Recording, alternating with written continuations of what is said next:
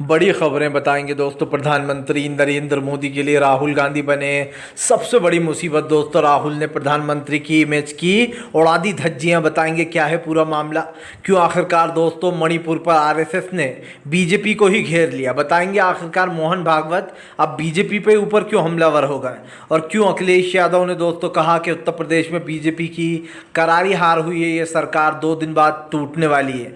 बताएंगे कैसे तेजस्वी ने लिए नीतीश कुमार के मजे, कहा बिहार को मंत्रियों को सिर्फ झुंझुना थमा दिया गया है, वो सिर्फ झुंझुना हिलाते रहेंगे। बताएंगे दोस्तों नरेंद्र मोदी ने नीतीश को कुछ दिया न नायडू को कुछ दिया, क्या है ये पूरा मामला। तमाम मुद्दों पर होगी बात, लेकिन उससे पहले अगर आपने अब तक हमारे चैनल को सब्सक्राइब नहीं किया है जल्दी से कर लीजिए। पास में एक घंटे आएगी, इसको भी दबाइए ताकि हर वीडियो की अपडेट आप तक पहुंच पाए।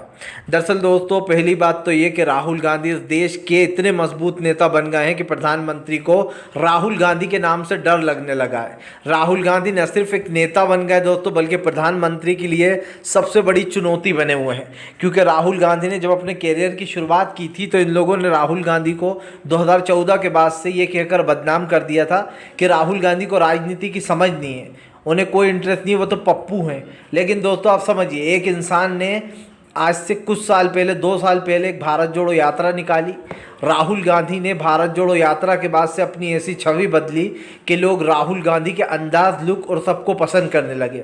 वो देखने लगे कि राहुल गांधी सिर्फ एक नेता नहीं है, राहुल गांधी इस देश की सोच है, और जो देश सोचता है दोस्तों वही राहुल गांधी बोलते हैं। यही कारण है जो मोदी सरकार ने दोस्तों शपथ तो ले ली, लेकिन राहुल गांधी के आगे पॉपुलैरिटी में मोदी पूरी तरीके से फेल हो चुके हैं। और ये बात मैं पूरी जिम्मेदारी से कह सकता हूं कि अगर अब चुनाव होंगे अगली बार तो बीजेपी 150 भी पार नहीं कर पाएगी। क्योंकि भारतीय जनता पार्टी एक चीज़ अच्छे से समझ ले, इस बार देश का जो असली नेता है वो राहुल गांधी है दोस्तों। नरेंद्र मोदी के दिन हवा हो चुके हैं। आपको बताते चले दोस्तों, फिलहाल भारतीय जनता पार्टी के ऊपर जमकर भड़कते हुए नजर आए दोस्तों अखिलेश यादव। अखिलेश बोले बैसाखी पर खड़ी हुई सरकार कब तक चल पाएगी कोई नहीं बता सकेगा। अखिलेश यादव ने सरकार पर हमला बोलते हुए कहा कि ये बैसाखी पर खड़ी हुई सरकार है, जिस सरकार के पास कोई भी जवाब नहीं है कि उसने पिछले 10 सालों में क्या किया। अखिलेश यादव ने कहा कि नरेंद्र मोदी को देश की जनता ने नकार दिया है, कोई भी नहीं चाहता कि वो देश के प्रधानमंत्री बने रहें, लेकिन फिर भी नीतीश और नायडू के रहम पर दोस्तों नरेंद्र मोदी ने फिर से तीसरी बार शपथ ले ली। लेकिन आपको याद होगा दोस्तों 3 बार शपथ तो अटल बिहारी वाजपेयी ने भी ली थी, लेकिन वो अपना कार्यकाल अधूरा छोड़ गए थे 2 बार ही।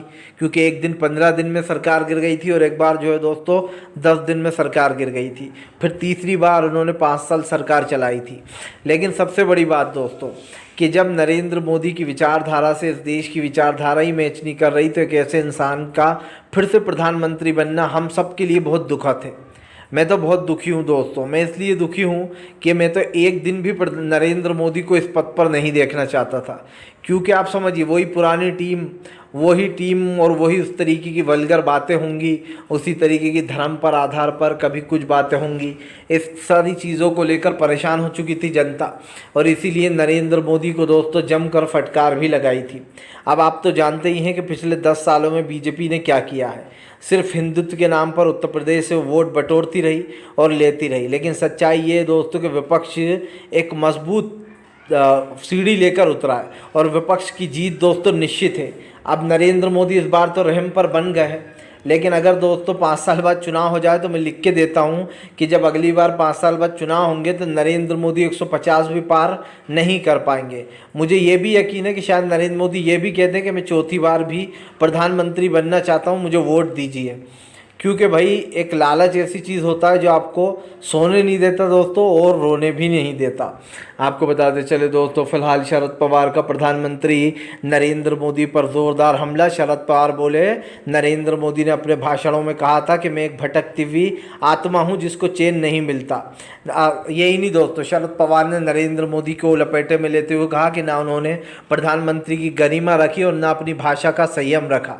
यही कारण है जो जनता ने इस देश के प्रधानमंत्री को सत्ता से उठाकर बाहर फेंकने का प्लान बना लिया।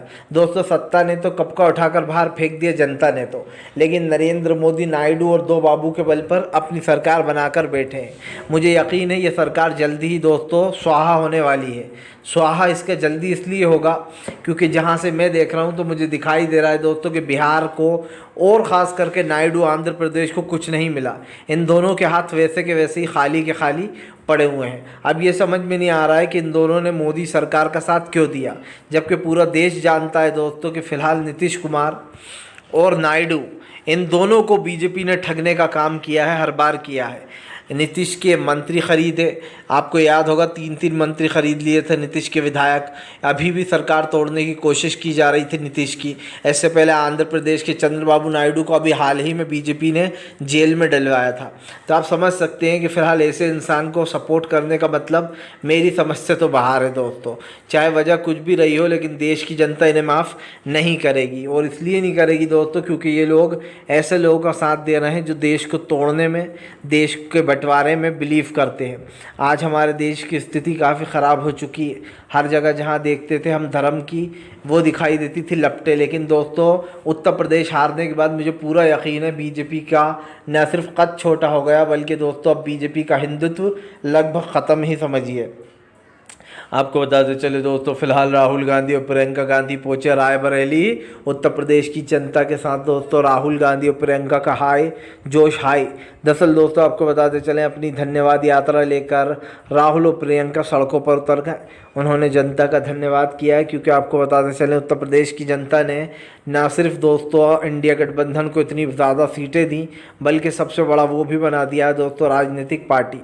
मैं इतनी चीज़ तो ज़रूर कह सकता हूँ कि भाई आप लोग जिनको भी वोट दें, जो भी सोचकर वोट देते हो, लेकिन एक चीज़ ज़रूर याद रखिएगा दोस्तों कि फ़िलहाल देश की असली पार्टी कांग्रेस ही है। उसने हमेशा देश को संभाला है। मनमोहन सिंह साहब के पुराने जितने भी चीज़ें हैं जो उन्होंने देश के लिए की, वो आज भी हमें याद है। यही नहीं दोस्तों, राहुल गांधी की रायबरेली यात्रा पहुंचने के बाद ज़ोरदार जश्न मनाया जा रहा है।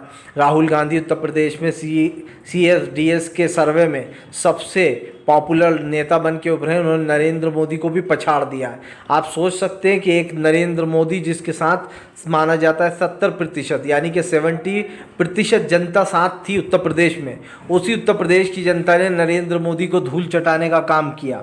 यही नहीं दोस्तों, आज हमारे देश की जितने भी परीक्षाएं हो रही हैं आप देख लीजिए, अभी तो शुरुआत भी नहीं हुई, उससे पहले ही इस नीट की परीक्षा में क्या बड़ा घोटाला हुआ है। नरेंद्र मोदी ने संकेत दे दिए हैं कि अगर मैं 5 साल टिका रहा, वैसे तो टिके नहीं रहेंगे, लेकिन अगर मैं टिका रहा तो मैं फिर से वही करूंगा तानाशाही जो मैं पहले कर रहा था।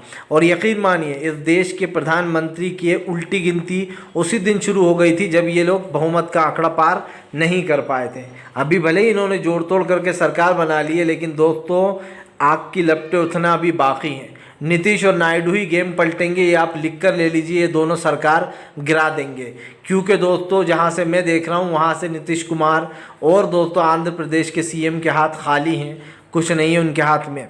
आपको बताते चले दोस्तों, तेजस्वी यादव का बिहार में नीतीश कुमार के ऊपर बड़ा हमला। तेजस्वी बोले नरेंद्र मोदी ने बिहार के हाथ में, बिहार के मंत्रियों के हाथ में सिर्फ झुंझुना थमा दिया, उन्हें कहीं का विभाग नहीं दिया गया। दरअसल दोस्तों देखा जाए तो नीतीश कुमार का अपमान हुआ है NDA में। उनको कोई भी दल नहीं दिया गया, कोई भी बड़ा पद नहीं दिया गया, जिसको लेकर नीतीश कुमार ने बीजेपी को जमकर घेरने की तैयारी में भी हैं।